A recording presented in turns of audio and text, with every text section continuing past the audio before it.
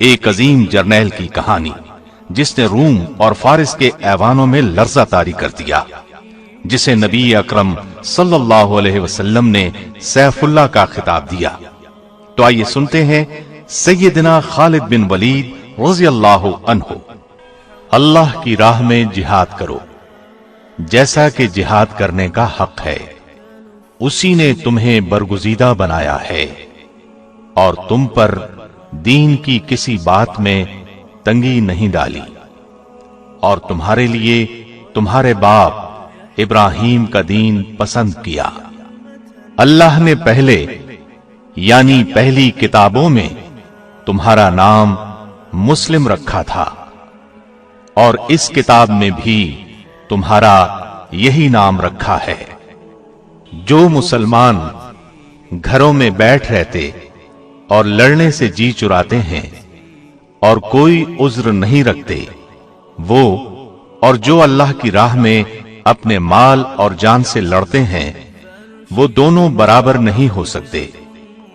اللہ نے مال اور جان سے جہاد کرنے والوں کو بیٹھ رہنے والوں پر درجے میں فضیلت بخشی ہے، اور گو نیک وعدہ سب سے ہے، لیکن اجر عظیم کے لحاظ سے اللہ نے جہاد کرنے والوں کو بیٹھ رہنے والوں پر فضیلت بخشی ہے۔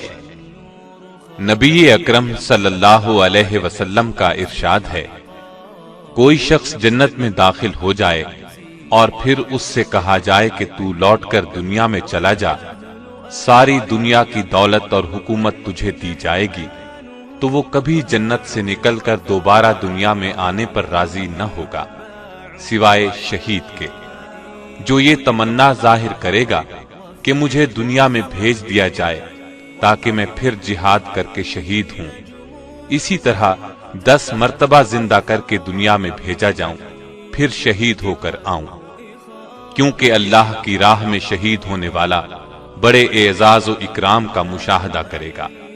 نبی صلی اللہ علیہ وسلم نے یہ بھی فرمایا، میری تمنا ہے میں اللہ تعالی کی راہ میں قتل کیا جاؤں اور پھر مجھے زندہ کیا جائے، پھر قتل کیا جاؤں، پھر زندہ کر دیا جائے، پھر قتل کیا جائے۔ قرآن کریم کی آیات اور احادیث مبارکہ آپ نے ملاحظہ فرمائی، ان سے جہاد کی فضیلت بخوبی واضح ہے۔ تو کیوں نہ آج اسلام کے ایک عظیم مجاہد سیدنا خالد بن ولید رضی اللہ عنہ کی زندگی کے حیرت انگیز، چونکا دینے والے اور جہاد کی روح کو بیدار کر دینے والے واقعات سنیں۔ آپ کا جواب یقیناً ہاں میں ہوگا، تو پھر سنیے۔ سیدنا خالد بن ولید غزوہ احد میں ابھر کر سامنے آئے۔ یہ اس وقت کفار مکہ کے لشکر میں شامل تھے اور ایک دستے پر سالار تھے۔ نبی کریم صلی اللہ علیہ وسلم نے احد کے میدان میں ایک چھوٹی پہاڑی پر، جسے جبل عینین یا جبل رمات کہتے ہیں، 50 کے قریب تیر اندازوں کو مقرر فرمایا تھا۔ احد پہاڑ اور اس پہاڑی کے درمیان ہموار میدان ہے جہاں یہ جنگ ہوئی۔ اس پہاڑی پر تیر اندازوں کو اس لیے مقرر فرمایا تھا تاکہ دشمن پیچھے سے حملہ نہ کر سکے۔ احد کی لڑائی شروع ہوئی، مسلمان بے جگری سے لڑے اور کفار کے پاؤں اکھڑ گئے، وہ بدحواس ہو کر بھاگے، مسلمان ان کا پیچھا کرنے لگے اور مال غنیمت لوٹنے لگے۔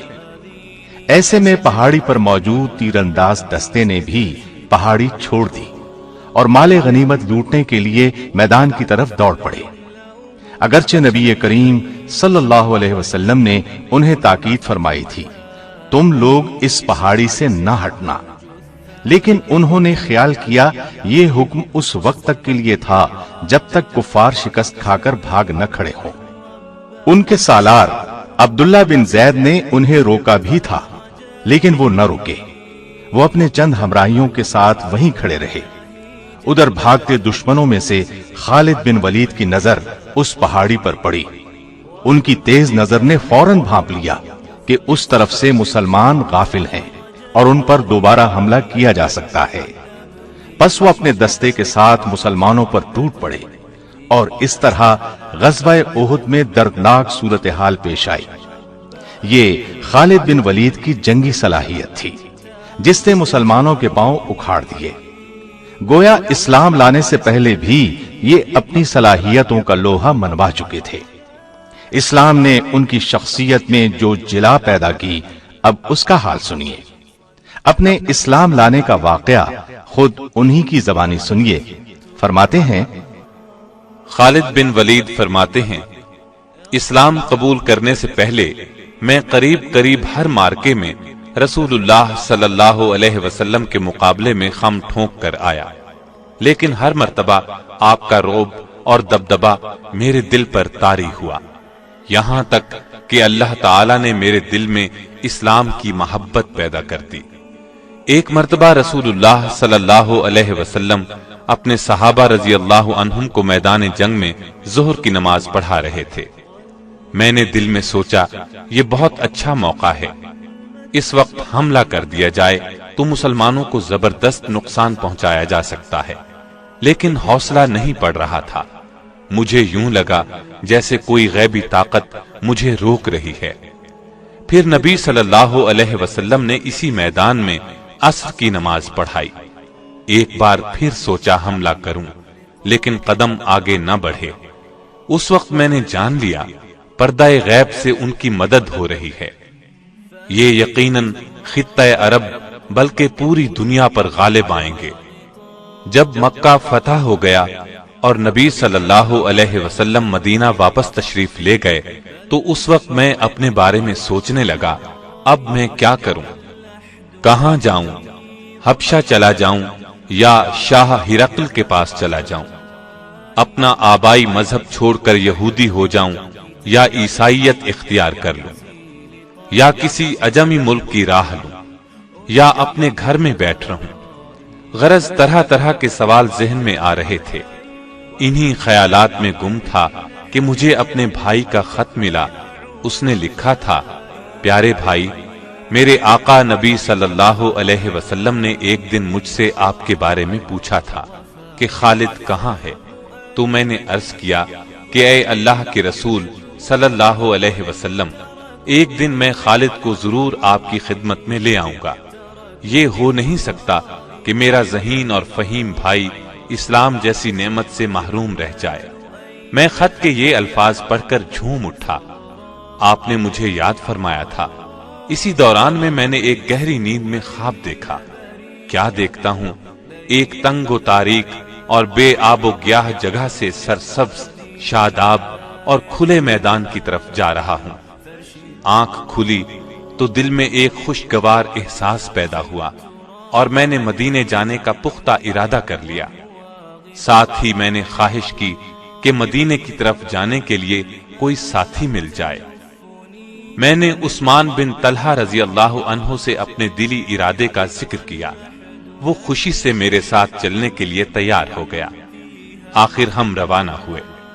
دوران سفر عمرو بن عاص رضی اللہ عنہ ملے۔ انہوں نے مجھ سے پوچھا، کہاں جا رہے ہو؟ میں نے بتایا، اسلام کی کشش مجھے مدینے کی طرف کھینچے لے جا رہی ہے۔ پھر میں نے ان سے پوچھا، اور آپ کا ارادہ کہاں کا ہے؟ انہوں نے کہا، یہی جذبہ لے کر میں گھر سے نکلا ہوں۔ اب ہم تینوں ایک ساتھ چل پڑے۔ یکم سفر 8 ہجری کو مدینہ طیبہ میں نبی صلی اللہ علیہ وسلم کی خدمت میں حاضر ہوئے۔ میں نے نہایت ادب اور احترام سے آپ کو سلام کیا۔ آپ نے مسکراتے ہوئے میرے سلام کا جواب دیا۔ میں نے کلمہ پڑھ کر اسلام میں داخل ہونے کا اعلان کیا۔ اس پر رسول اللہ صلی اللہ علیہ وسلم نے فرمایا، خالد، تمہاری دانش اور فہم و فراست کی بنا پر مجھے امید تھی کہ تم ایک دن ضرور اسلام قبول کر لو گے۔ میں نے نبی صلی اللہ علیہ وسلم کے ہاتھ پر بیعت کرتے ہوئے عرض کی، اے اللہ کے رسول، میرے لیے اللہ تعالی سے دعا کریں۔ میں لوگوں کو تلوار کے ذریعے اسلام سے روکتا رہا ہوں اور مسلمانوں کے لیے طرح طرح کی مشکلات پیدا کرتا رہا ہوں۔ نبی صلی اللہ علیہ وسلم نے میری پریشانی دیکھ کر فرمایا، گھبراؤ نہیں خالد، اسلام قبول کرنے سے دور جاہلیت کے تمام گناہ خود بخود مٹ جاتے ہیں۔ میں نے عرض کیا، اس کے باوجود میری درخواست ہے، آپ میرے حق میں ضرور دعا کریں۔ چنانچہ نبی صلی اللہ علیہ وسلم نے میرے لیے دعا فرمائی، الہی خالد بن ولید کو بخش دے، الہی خالد بن ولید پر رحم فرما، الہی اس کی جملہ خطائیں معاف فرما، بلا شبہ تو بخشنے والا مہربان ہے۔ خالد بن ولید فرماتے ہیں، میں نے اپنا خواب ابو بکر رضی اللہ عنہ کو سنایا تو انہوں نے تعبیر بیان کرتے ہوئے فرمایا، تنگ و تاریک جگہ سے مراد کفر و شرک کی زندگی ہے، اور سرسبز شاداب میدان سے مراد اسلام ہے۔ اللہ تعالی آپ کو کفر کی تاریکیوں سے اسلام کے وسیع اور روشن میدان کی طرف لے آیا ہے۔ اسلام قبول کرنا آپ کو مبارک ہو۔ خالد بن ولید کسی خوف یا لالچ کی بنیاد پر اسلام میں داخل نہیں ہوئے تھے۔ نبی کریم صلی اللہ علیہ وسلم کی شخصیت نے انہیں متاثر کیا تھا۔ اسلام کی عظمت ان کے دل میں گھر کر گئی تھی۔ انہوں نے جب تک اسلام قبول نہیں کیا تھا اس وقت تک یہ مسلمانوں کے خطرناک دشمن تھے۔ غزوہ احد کی مثال ہمارے سامنے ہے، لیکن جب یہی جواں سال مرد میدان اسلام کے پرچم تلے آئے تو ہر موقع پر انہوں نے سچے دل اور خلوص نیت کے ساتھ اسلام کے لیے تن من اور دھن کی بازی لگائی۔ انہوں نے اپنی پوری زندگی حق کی خاطر لڑتے ہوئے گزاری۔ ان کی زندگی میں بعض بہت مشکل لمحات بھی آئے، لیکن ہر مرحلے پر انہوں نے خوف اور نا امیدی کو اپنے قریب نہیں آنے دیا۔ انہوں نے جنگی تاریخ میں ایسے کارنامے انجام دیے کہ دنیا دنگ رہ گئی۔ آپ کی جرت، شجاعت اور عظمت کا اعتراف دشمن نے بھی کیا ہے۔ جرمن فوج کے سپہ سالار سے جب پوچھا گیا آپ کی کامیابی کا راز کیا ہے تو اس نے فوراً کہا، میں میدان جنگ میں مسلم جرنیل خالد بن ولید کے طریقے اپناتا ہوں۔ اس میں کوئی شک نہیں کہ خالد بن ولید ایک مدبر سپہ سالار تھے۔ یہی وجہ تھی کہ قیصر و کسریٰ ان کے قدموں میں آ گرے۔ روم اور فارس کے جنگی وسائل ان کے راستے میں کوئی رکاوٹ نہ بن سکے۔ ابتدا سے لے کر آخر تک ہر مارکہ حق و باطل میں فتوحات نے ان کے قدم چومے اور شکست کسی بھی میدان میں ان کے نزدیک نہ پھٹک سکی۔ غزوہ موتا میں تو ان کے جوہر کھل کر سامنے آ گئے۔ ہوا یوں کہ نبی کریم صلی اللہ علیہ وسلم نے اپنے ایک جان نثار صحابی سیدنا حارث بن عمیر ازدی رضی اللہ عنہ کو خط دے کر وادی بسرا کے حکمران حارث بن ابی شمر غسانی کی طرف روانہ کیا۔ ابھی وہ شام کے صوبے بلقا کی موتا نامی بستی میں پہنچے تھے کہ صوبے کے گورنر شرابیل بن عمرو غسانی کو ان کی آمد کی اطلاع ہو گئی۔ اس نے انہیں گرفتار کر کے بے دردی سے شہید کر دیا۔ یہ غمناک خبر جب نبی کریم صلی اللہ علیہ وسلم تک پہنچی تو آپ بہت رنجیدہ ہوئے۔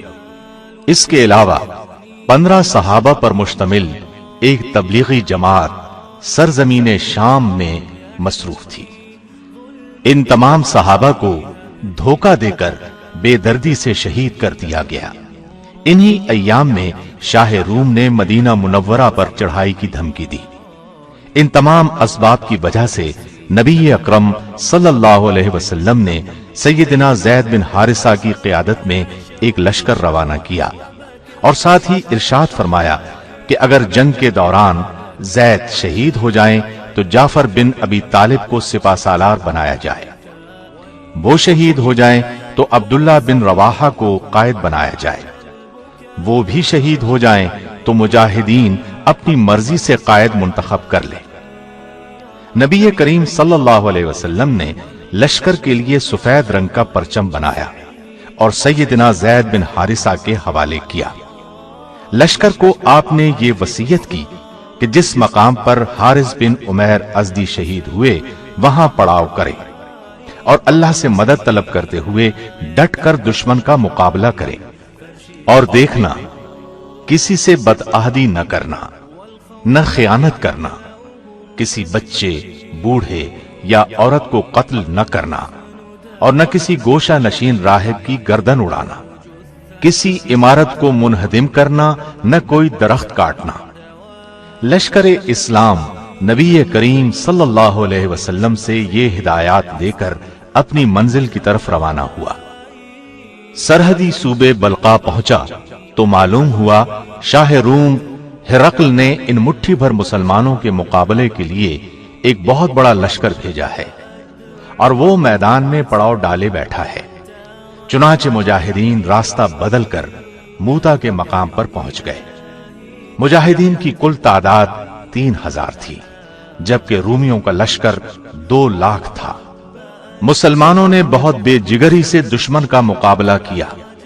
घमसान का रन पड़ा। सैयदना ज़ैद बिन हारिसा ने अपनी कायदाना जिम्मेदारी का एहसास करते हुए बहुत जोरदार हमला किया। अपनी मुट्ठी भर फौज के साथ चारों तरफ से दुश्मन पर टूट पड़े।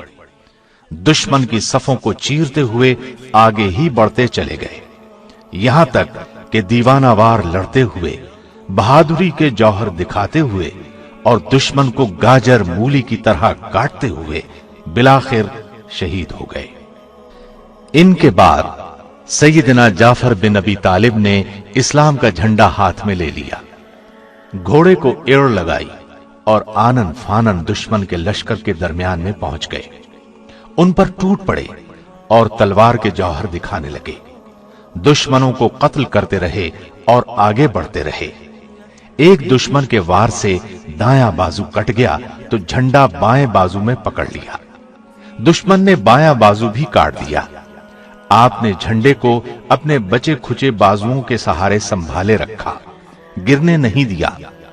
उसने ताक कर तीसरा वार कमर पर किया। आप लड़खड़ाए और जमीन पर गिर गए। इस तरह आप भी शहादत के रुतबे पर फाइज हुए।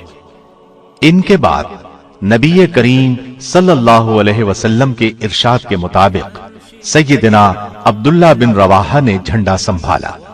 ये भी बहादुरी और जवांमर्दी के जौहर दिखाते हुए शहीद हो गए। मुसलसल 3 जर्नैलों की शहादत के बाद मुसलमानों के हौसले पस्त होते महसूस हुए। लश्कर इस्लाम का झंडा गिर चुका था। हर तरफ परेशानी का आलम तारी था। मुजाहिदीन यूं भी तादाद में बहुत कम थे। ऐसे नाजुक वक्त में सैयदना साबित बिन अरकम ने झंडा उठा लिया और बुलंद आवाज में बोले, ए भाई खालिद बिन वलीद, मेहरबानी करके इस झंडे को आप अपने हाथ में ले लीजिए। इस मुश्किल तरीन वक्त में आप ही क़ियादत का फरीजा सरंजाम दे सकते हैं। इस पर सैयदना खालिद बिन वलीद ने फरमाया, आप झंडा अपने पास रखिए, आप मुझसे अफजल हैं। आपने ग़ज़वा बद्र में भी हिस्सा लिया है, लिहाजा लश्कर इस्लाम की क़ियादत आपका हक है। उनकी बात सुनकर साबित बिन अरकम ने कहा, मैदान कारजार में अपनी जवांमर्दी के जौहर दिखाने में आपसे बेहतर इस लश्कर में कोई नहीं। अल्लाह की कसम, ये झंडा मैंने आपके हाथ में देने के लिए ही उठाया है। मुझ समेत सभी की ख्वाहिश है कि इन संगीन हालात में ये जिम्मेदारी आप संभालें। ये कहकर उन्होंने बुलंद आवाज में कहा, मुजाहिदो, क्या तुम खालिद बिन वलीद को अपना सिपा सालार तस्लीम करते हो? सब ने यकजुबान होकर कहा, हां, हम खुशी से इनकी सिपा सालारी में लड़ने के लिए तैयार हैं। ये सूरत हाल देखते हुए सैयदना खालिद बिन वलीद ने अल्लाह का नाम लेकर झंडा अपने हाथ में ले लिया। दुश्मन के मुकाबले में मुजाहिदीन की तादाद आटे में नमक के बराबर थी। मुजाहिदीन की कमान हाथ में लेते ही सैयदना खालिद बिन वलीद ने यह हिकमत अमली इख्तियार की कि चंद घुड़सवारों के जिम्मे यह काम लगाया कि लश्कर से पीछे हटकर सिर्फ घोड़े दौड़ाते रहे। उन्होंने जब यह काम शुरू किया तो वहां गर्दो गुबार उठने लगा। रूमी लश्कर यह सूरत देखकर खौफजदा हो गया। उसने ख्याल किया कि मुसलमानों को कुमक पहुंच गई है, इसलिए उनके हौसले पस्त होने लगे। खालिद बिन वलीद ने अपनी फौज को पीछे सरकाना शुरू किया और बड़ी एहतियात और हिफाजत से अपने लश्कर को दुश्मन के नरगे से निकाल लाए। ورنہ اسلامی فوج پوری طرح رومی فوج کے نرغے میں آ چکی تھی۔ پھر انہوں نے دوسرے دن لڑائی شروع ہوتے ہی زوردار حملہ شروع کیا۔ رومیوں کے پرخچے اڑانے لگے۔ ان کے ہاتھ سے اس روز 9 تلواریں ٹوٹی۔ مسلمانوں کے لشکر کو ان کے نرغے سے نکال کر لے آنا سیدنا خالد بن ولید کا ایک بہت بڑا کارنامہ تھا، کیونکہ رومی فوج 60 گنا تھی اور مسلمان فوج کا نقصان بھی کم سے کم ہوا۔ مدینہ پہنچنے پر ان کا زبردست استقبال ہوا اور نبی کریم صلی اللہ علیہ وسلم نے انہیں سیف اللہ یعنی اللہ کی تلوار کا لقب دیا۔